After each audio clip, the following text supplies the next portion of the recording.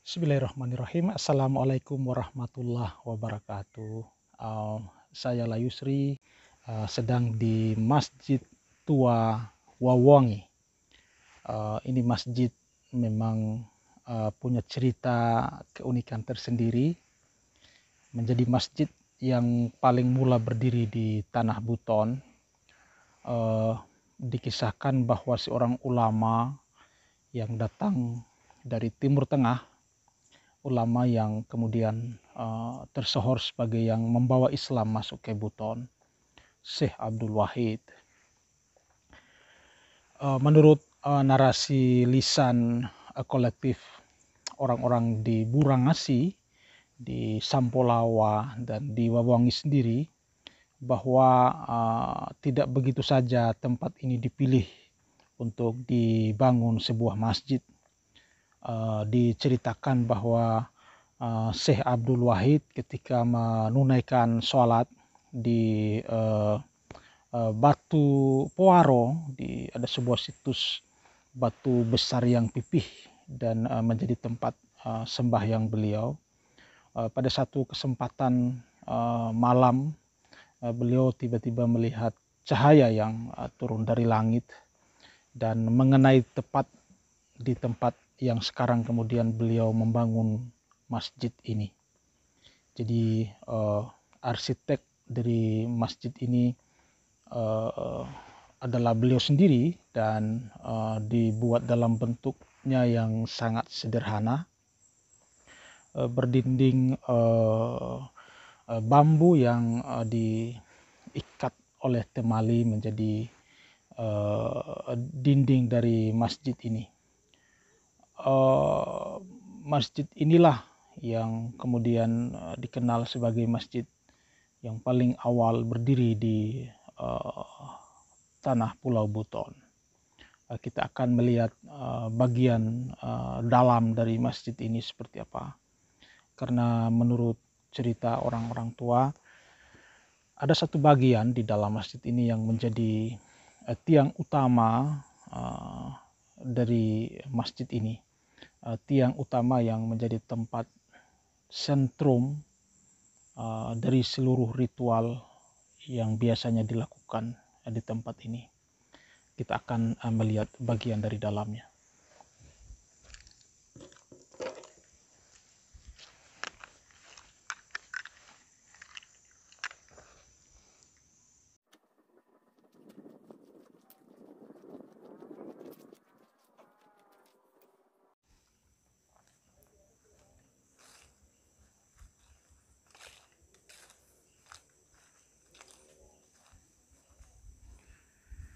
Ya, ini bagian dari depan Masjid Tua Wawangi. Ada beberapa kuburan di sini, dan salah satu dari kuburan tepat berada di pintu masuk dari masjid ini adalah makam seorang Sultan Buton, Saparagau. Saparagau adalah Sultan Buton yang ketujuh. Beliau adalah salah satu sultan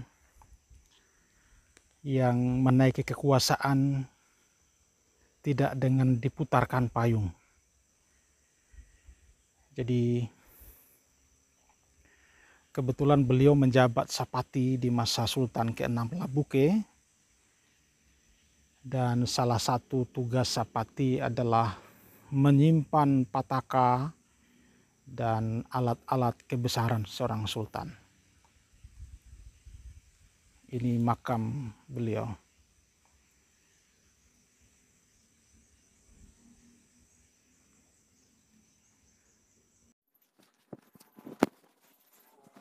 Iya, inilah bagian depan dari Masjid Wawangi. Tepat di hadapan masjid ini ada satu makam dari seorang sultan di Buton, Sultan Buton yang ketujuh, Lasaparagau. Lasaparagau adalah anak Lagalunga yang merujuk ke atasnya ke Katimanuru dan simpulnya pada Raja Mulai. Lasaparagau itu menaiki kekuasaan tidak sebagaimana sultan pendahulunya.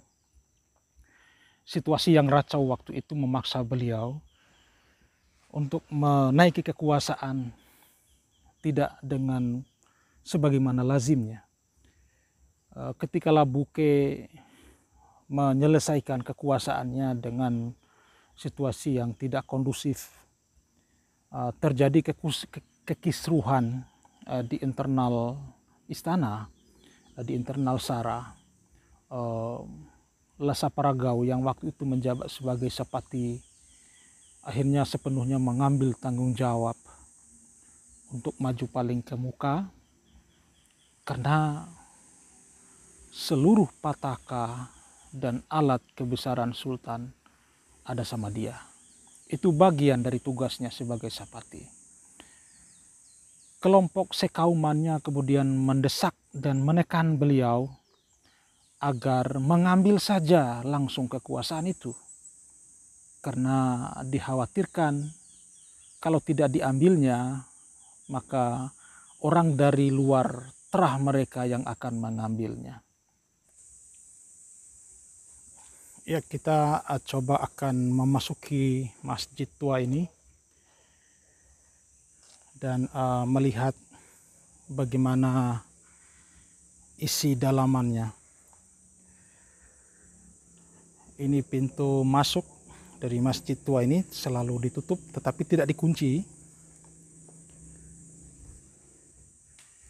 Bismillahirrahmanirrahim. Assalamualaikum warahmatullahi wabarakatuh. Ya, inilah bagian dalam dari Masjid Tua Wawangi. Di tengah sana ada tiang utama dan kayunya masih kayu lama, itu yang dibalut dengan kain putih. Ini tiang utama dari masjid ini, tiang Kabelai namanya kalau di sini. Inilah inti dari bangunan masjid ini.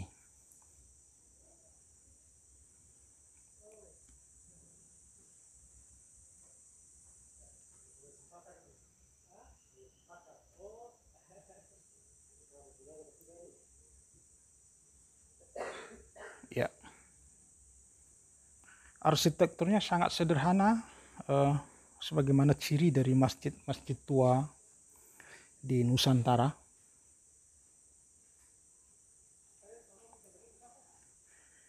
Mihrabnya tampak lebih ke samping kiri. Ya, ini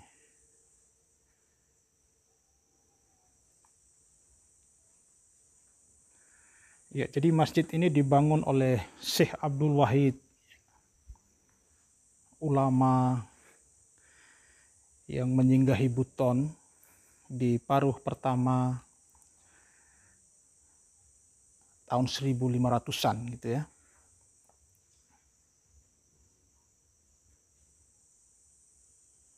Konon beliau dari Lakarerempe di Burangasi melihat sorot cahaya dari langit yang jatuh mengenai bukit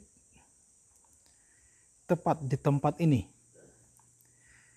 Dan beliau kemudian memerintahkan pengikutnya untuk membangun masjid tepat di tempat jatuhnya sorot cahaya dari langit itu.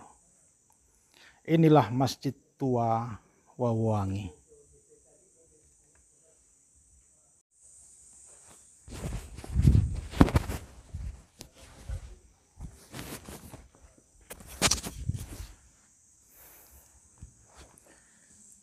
Inilah makam Saparagau, Sultan Buton yang ke-7. Beliau menaiki kekuasaan dalam situasi yang tidak sebagaimana lazimnya. Situasi yang racau pasca Labuke, Sultan yang ke-6. Membawa dinamika tidak lagi dalam kendali. Beliau yang waktu itu menjabat sebagai Sapati kemudian mengambil tanggung jawab sepenuhnya, memakai otoritasnya untuk mengendalikan kekacauan. Di tengah situasi yang rumit seperti itu, beliau menghadapi banyak tantangan, tetapi tantangan paling berat yang dihadapinya adalah tekanan dari keinginan kaumnya sendiri untuk secepatnya mengambil kekuasaan. Karena kalau bukan dia yang mengambilnya, dikhawatirkan yang akan mengambilnya adalah seorang yang dari luar terah mereka. Tidak mudah menghadapi situasi yang seperti itu. Dinamika bergerak menggelinding dengan cepat. Dan di tengah desakan yang semakin menguat, akhirnya Saparagau menerima permintaan kaumnya untuk mengambil kekuasaan. Maka naiklah beliau sebagai Sultan Buton yang ke-7, tetapi tidak dengan melalui pemutaran payung kemuliaan sebagaimana sultan-sultan terdahulu sebelum beliau. Beliau tidak dibulilingi, tidak diputarkan payung kemuliaan. Beliau menaiki kekuasaan karena sebagai Sapati, beliau punya tanggung jawab memelihara, merawat, mengurus, memegang pataka dan alat-alat kebesaran seorang sultan. Dinamika terus menggelinding kuat. Seorang yang kemudian datang mengambil kekuasaannya dari Terah Tanailandu, Lacila Mardan Ali. Seorang kapita raja atau kapita lau yang memimpin armada pasukan Kesultanan Buton bertempur di Kakiali, Ambon. Kisah mengenainya akan saya sampaikan pada episode yang lain setelah ini.